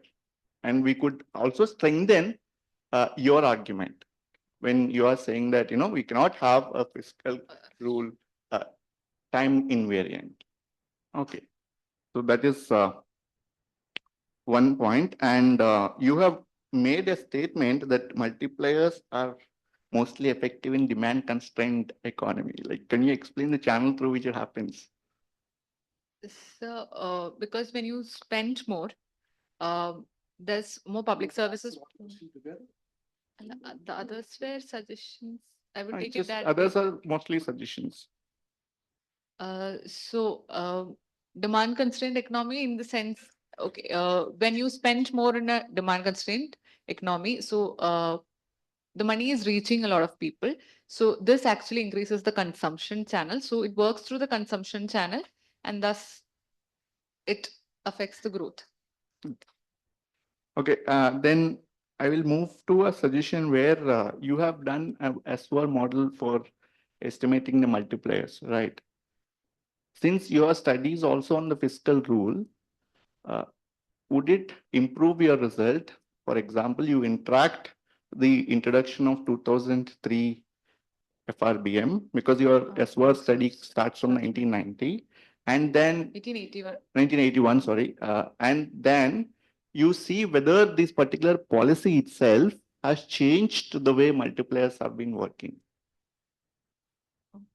Okay, because the expenditure rationale, they would have to spend more judiciously, right? So wouldn't that be adding strength to your argument? You can think of it. And also, since you have mentioned about SWR, did you take a look at the RBI's team's research study in Journal of Quantitative Economics on government multipliers? That is just out. Oh, okay, that 2024 or 25, I think. So they have done state level government multipliers. Okay, that I have looked at for our other work. So that study, I think, would be useful. And also, when you are doing SWR, you could justify why the other time series models wouldn't really be fitting very well for the task that you have, because some of them have not gone on to do the SWR framework. Okay, even when you review the general literature on government multipliers. Okay. That is, then I have a small clarificatory question here. When you're talking about change in growth or expenditure, or so did you mean change in revenue and expenditure just as the delta, or did you mean the growth rates? No, Delta. delta. Okay. Like- So that is inflation adjusted, is it? Yes. Okay. And so here is there that chapter may have some. So you are talking about when you are looking at expenditure, you looked at revenue, development, capital, and social, right? Now, development and capital are slightly related, right? It comes within. Yeah. Yeah, it both comes within the development. Yeah. So because the classification is this: revenue and capital, development and non-developmental, and that's how this is RBS definition. You could just focus on capital if you want, or if you are saying these are the two categories I'm looking at, revenue and capital, or development and non-developmental, because there is a very high degree of correlation between what you call capital expenditure and development expenditure. So essentially, you're basically capturing the same thing, right? It comes You're just, within yeah, development. yeah. Then in your result, you have shown that the capital expenditure has growth augmenting effects, right? Now, did you test the lags, because capital expenditure to have its multiplier effect on growth would operate through lags? Yeah, the lags have been. So what at what lag is it showing? The first. The immediate lag itself. Okay, and since you have done that across states, the same lags operate across states. That they have not. I'll have a look on that. That I've not looked whether it operates in the same. Okay, lag. because when we are talking about it, the lags become very important when it comes to capital expenditure. So you could also if there is a possibility of segregating the results and show that some states, because states also have different initial set of conditions and domains, the time taken for changing its growth could also be different across states. And that is also depending on the nature of investments and so on. That is one suggestion.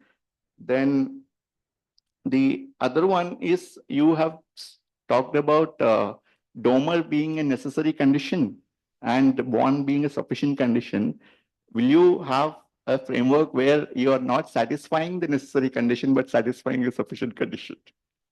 I take sufficient condition to be more important. No. No, that's a different thing. But will you have a scenario? Will you run into a scenario where your necessary condition is not being satisfied, but sufficient condition is being satisfied? Then if we statistically, if that problem is not ruled out, correct? Or that scenario is not ruled out. If we run into such scenario, how do you then justify or discuss your results? It's just a thought that I'm putting across. I mean, I'm not saying that you have run into that result. The third comment, it follows with them. You have categorized states into but I was thinking that could we take cue from your previous results itself, where you have differentiated states that have relatively higher multiplier effects to those that did not have. Say states that had higher capital multipliers than the average. Then and based on that, then can we use that? Wouldn't that be a possibility? Yeah. So wouldn't that be a linking factor to your study? Your previous study, you have really brought in the variations of how government multipliers work across different states. Okay, but that thread could be continued, or that argument could be logically extended when you are looking at sustainability also, because you have higher multipliers means you have more. That is one. And the third aspect, because it just looked as though Karnataka government will really, they'll not give you a job, okay, with that level of but is there any transfer component that you are taking into account explicitly? I mean, I understood the way you are structuring the equation itself is there, but because the low income states have higher transfer component. And there's one study that came up in 2015, Journal of Banking, Money Banking and Credit, where they showed that the sustainability of debt changes with and without transfer component. I think Ranjit also has done in his work, extending that at the subnational level. So should that be taken into consideration? That is one. And could you try, I mean, I don't know if it's late, but since you have taken 2021-23 average growth rates, so 2021-22 growth rate actually would be spiking up for many states because they are recovering from crisis. So did you change the years and then test the sensitivity of the result? No, likewise, I've not done. This is because, okay, post-COVID, you cannot take a single year or the latest year. That I understood, but they are also not completely insulated from the pandemic effects. So the revival is you might be showing slightly higher growth rates because of the previous base effect. Okay, so if you have you can also do for all these results that you've shown, you could think of various sensitivity checks and then establish the stability of the results. And then the last, you have said that your study didn't, I mean, one of the limitations of your study is not taking political factors into consideration. I don't know if you should put it that way, because political factors do matter a lot, and simply saying I did not take it might not really be a valid justification. Rather, you should try and say why you have not taken it and why it doesn't really fit into the objective that you have or the central question that you have into the thesis, rather than just mentioning it. Okay, I think just mentioning will not be sufficient. That said, best wishes. Thank you. I think this is very, very promising as far as the institute's mandate is concerned, and also the public discussion that is going on. And best wishes to you again.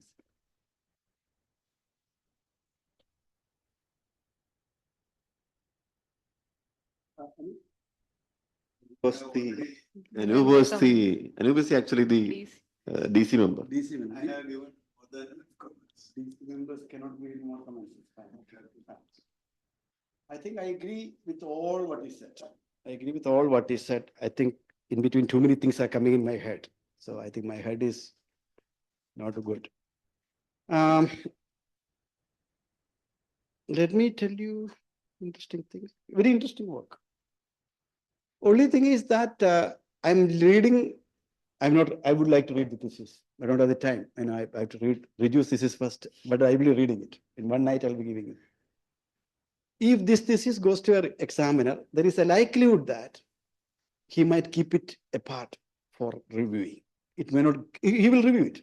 He will review after finishing his other work. That may get delayed. That you cannot afford. There's a risk. Why that is so? If the presentation style is the way in which you are presenting your problem, you as a tourist guide have taken the tourist whole lot of long distance to show something. He became impatient in between. I was impatient. What is your thesis? You started with Adam Smith. You started with the classical school. Classical school said that balanced budget is important. That's the only thing. Only in exceptional conditions. Then you said that only Keynes came, but Keynes was also talking to an exceptional condition. Keynes thing is not exception. It's not. Anyway, but again you came back in your review letters again to them. That is not the way. I would, if I am to present that problematic, I'm not saying that I'm not an expert, okay? If I were to present the problematic, you have to have a overall understanding of how India's economic policy regime changed over time. 4 sentences. And you find that in the early 80s to 90s, significant shift in the policy pendulum. economy picks up, but fiscal stress increases. A growing economy, GDP growing, and your fiscal problem arises. A growing economy with fiscal problem. T.N. Srinivas and others talked about fiscal profligacy and all kinds of things. And there's no problem other than FRBM registration came into being. And FRBM, this is essentially to make the, even before that, we have, you may have to, because you will be, whether you want to bring in tax reform, that's some committee, other long-term fiscal policy, those things will naturally come with as part of the economic reform. And GST, not GST, VAT introduction, all will come. Then, but the problem is by 2000, I mean, you will be able to know when states, there is general fiscal stress in the economy. Well, the economy is growing. You have a rising economy, but fiscal stress. So that has led to this problematic. This problem of fiscal responsibility Act came in 2003, and all the states were expected to do that. Now, when you are asking this particular relevance of this kind of fiscal discipline across in a country like ours, number of questions comes. That is where you have to ask. Now, the question here is that, Ashkar raised that question. The point here is that if your concern is with the fiscal stability of the economy, then you have to prove that in India at that time, that fiscal stress was essentially contributed by the states. What was the contribution of the states? There's no point in saying that Latin America, they caused that. In India, what was the contribution of that fiscal contribution of the states in terms of contribution of the states towards fiscal stress of the macroeconomic stress has to be highlighted. Otherwise, there is reason also for you to analyze the national level also. And also you should highlight somewhere that this particular act has not been never ever followed by the union. And it has been followed by 60-70% of the states, how it has been. This information is very important. And this evidence, your anchoring is the FRBM. Your anchoring is not other things. Your anchoring is that. And from there, you will also know that each state was supposed to have fiscal responsibility act. And each state has the freedom to change the fiscal parameters. And when you are projecting at the end, you can also compare with what are the states of each state has that. I don't know whether because for Kerala, according to 2022, there are certain stipulations like we will be becoming revenue surplus. I don't know what basis they said that. They become revenue surplus. You know that. So these kinds of fiscal at the national level, an act which was never followed by this union government, only in 2007-8, only 1 year, I suppose. After that, no year, union government has been able to do that. And you never talked about FRBM review committees. This should be coming. And then you should also come in terms of FRBM has been amended. And what is the FRBM new latest stand on that? All those things should be the background of your thesis. And at the end, when you are making your projections, where does, if possible, I mean, now point number one is why you should be articulating very effectively why the fiscal behavior of the national of the union government is completely left out from the analysis. You have the freedom to do that. You should justify that. Otherwise, somebody, because your concern is about if your concern is only about the fiscal stability or fiscal behavior of the states, then you should argue that the whole concern came because of the state's behavior. Somehow. So I have serious.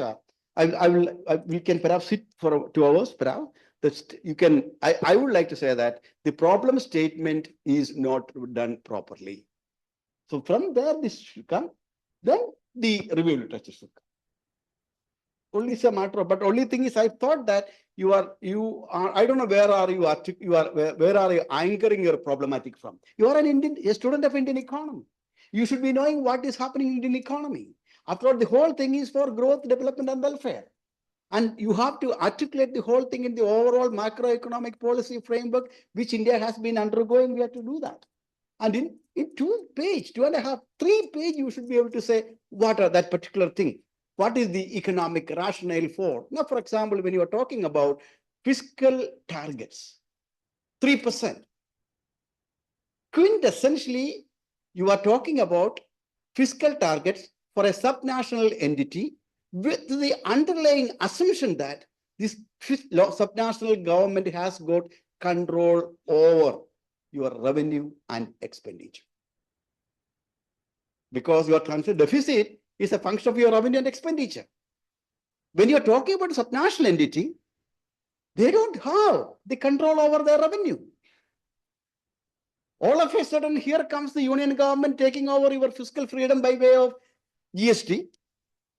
All of a sudden, here comes a Diwali gift, your 8,000 crore is lost. Your revenue from it is gone. And all of a sudden, here comes MNREGA Act, 1,500 crore, you have to spend more. And in that context, a predetermined FRBM Act or whatever the fiscal responsibility, like, okay, your FRBM, you should be revenue neutral. You should be fiscal deficit should be more than 3%. While the key question is, how sensitive is the finance commissions to this? And that is where your relevance in terms of a fiscal council, your recommendations, fiscal council should be, because all of a sudden there is a change coming in the national policy, changes is affecting this fiscal expenditure or revenue of the states, then you should not be, that there should be somebody take care of that. There is nobody take care. Then how can you have this kind of thing? Ultimately, the question which somebody asked here, when you are talking about, I mean, these are out of the thing, I would say that the current conceptual understanding and categories that is being evolved in the country is actually inappropriate for analyzing deficit development related questions. Why? When you are talking about capital expenditure according to CAG is only road or all those tangible things, your physical infrastructure. But in the modern world, the most important capital is knowledge capital. And that capital is what is going to make you where your development is. And unfortunately, the conceptual categories evolved in 18th century of brick and mortar economy is now translated over here. I don't think that we should do that. And similarly, when you are talking about defining capital expenditure, quite a lot of money that goes to the subnational entities by way of decentralized units that is considered as revenue expenditure. And in fact, in a state like ours, we have got 16,000 crore when you are talking about 6 crores goes to the state subnational entities, of which at least 50% will be by way of waiting shed construction, you know, all the light, lamp, and all those capital goods that never get included. So what I'm trying to say that this is none of your problem. It's none of your. You are going to be within that. But I'm saying that I'm very upset when I'm now the review committee. I'm so-called review committee, public expenditure review committee chairman. I'm finding extremely difficult. I'm extremely finding it difficult to write this kind of report for the thing, because I don't know why people are not raising these matters. And we have got reports after reports. What is this report? I have got a report by the fiscal position is already analyzed by CAG. What more I am going to say? I have nothing to say because they already said it. Then I am here. We are supposed to think for this. So I have a lot more on these things to say, but the point which I was saying, your problem statement has to be anchored from the fiscal responsibility angle. That is basically fiscal stability. That is very important. That whole concept came because you are having an economy which is growing but fiscally unstable. Because you know the rate of growth of the Indian economy picked up from the 80s, almost 6% or something like that. But then along with that, what you find is fiscally unstable economy. And in this context came the fiscal, and wherein you have to, if at all, if you are excluding central government from the whole story, if this is fiscal stability is a making of not just states alone, it's a making of both states and the union. Out of 96 crore a total expenditure, only 47 is something like that spent by the states. 50% of the expenditure, you know that 60, not even more than that, in fact, 62% of the total expenditure by the state. I mean, I was just remembering some numbers, whatever it is, forget about that. Now, the fact of the case is that the state and the center together makes the fiscal stability or instability or whatever. Now, since your study is only about the states, you have to justify the role of states in creating, if you articulate like that. Otherwise, you can also articulate in a different way, because somebody will ask the question, why states? Why states? Why have you left this union from the whole analysis? Because if you take the whole scenario after the FRBM, much of it is a contribution of the union in the state. I would say that states are not the real villains. Think about it, but problem statement has to be made little. Otherwise, you have a lot of work, because that problem statement induces the reviewer to sit and read. Otherwise, I mean, but not all of them may not be like that. Some of them, at least if it is my nature, I'll keep it apart. Okay, I'll read when other work is done. Otherwise, there is no curiosity to see what that should be created. It is there, but think about it. And if you should be also in your policy prescription, when you're trying to, finance commission role should be articulated, because finance commission should be, say, for example, to the extent that states, what is called fiscal freedom, or for example, the revenue or expenditure has been adversely affected by the union, then that should be compensated. And finally, more important, when you're talking about expenditure in a country, if a sovereign entity making spending, the sovereign entity can make the full return out of it, almost full return. But whereas in a state like when you're talking about subnational entity, when a subnational entity spends, you may not be able to get the maximum return out of that. So, for example, we have 59% of the total revenue expenditure goes by way of salaries for teachers and doctors. They are not saleable things. They are mobile. They go to other states, and other states get developed. Other states get benefited. They go to other part of the country. That is so much so that 2.7% of the population is contributing 24% of the remittance to this country. So these are matters these are all, I don't want you to get into all these complications, but I am trying to say that at least you should be making a point. Your anchoring point should be the fiscal stability question that came into fore at the in the late 90s. Particularly mid 90s, it became a much more. And also we had mid 90s, we also signed the WTO. We had I don't want to build the other political economy thing, but this became a fact. A growing economy with fiscal stress. And that is the way in which it came, and wherein you have to, I think you maybe articulate that it's more of the states that contribute or whatever it is. So I think I will stop here. I think I would like to read one night I would like to spend on your thesis, because I'm very keen that persuasive statement of the problem. And I would also like to have your 2 minutes, 2 minutes, 2 minutes, what is called TikTok about your thesis. Okay. So that we want to market you people.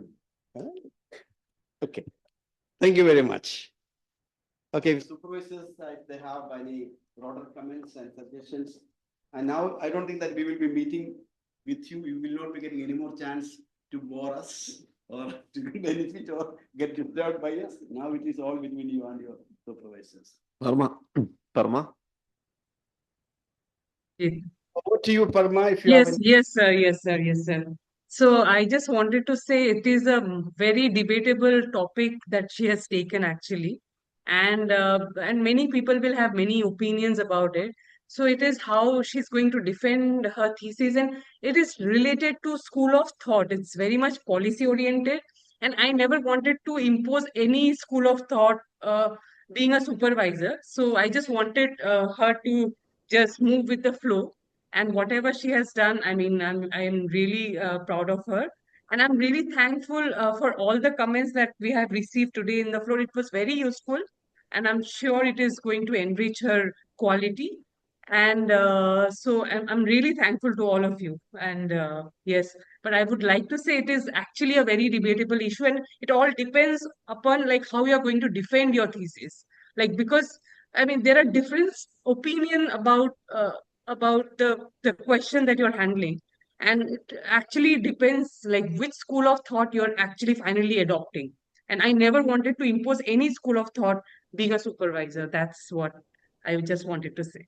Yes, thank you. I think that is very nice in the sense that supervisors, the student should be the scholar, not the assistant.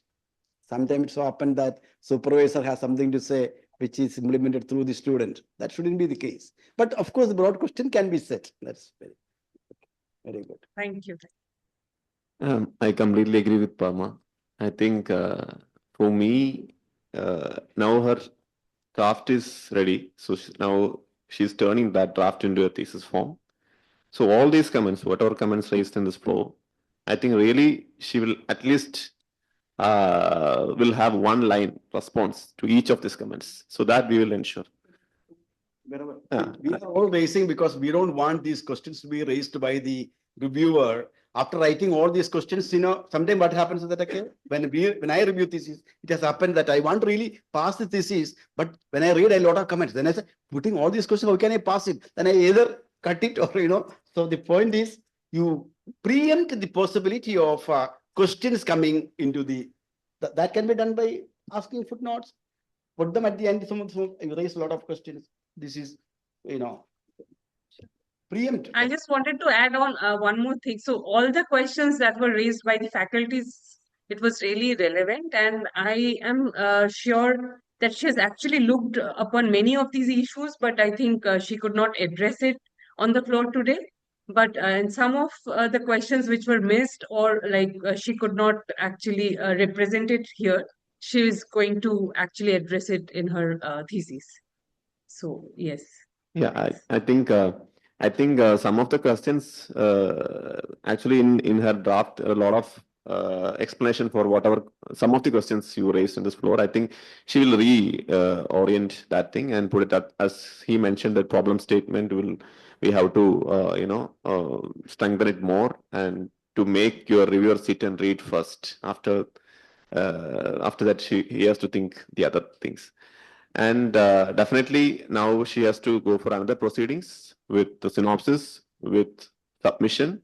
So I hope that another 1.5 months time, she'll be able to finish the whole process and submit, and she can proceed for the other opportunities. Thank you. Okay, thank you very much. Just, Thank you. Thank you for all No, the comments. questions. Thank you, everyone. All the questions should be taken in such a way that, we don't want you to be asked a question which you are unfamiliar. We want to have all the questions as much as possible here. But now, how much you can accommodate, footnote, whatever, it's your job. Okay, thank you. Okay, so I'll take your leave. Yeah, Thank you, everyone. Yes. Parma, Yes, Kiran. seminars in 1 week as supervisor. I think it would have been nice if I was in Kerala right now for a week. Yeah. Just Steffi's presentation, then I have this Shagishna's. So I think it would have been better, but I missed it. Maybe I can come for her defense. Yeah, okay, Yes. that's very much noted. No, okay, sir. Yeah. Okay, bye-bye.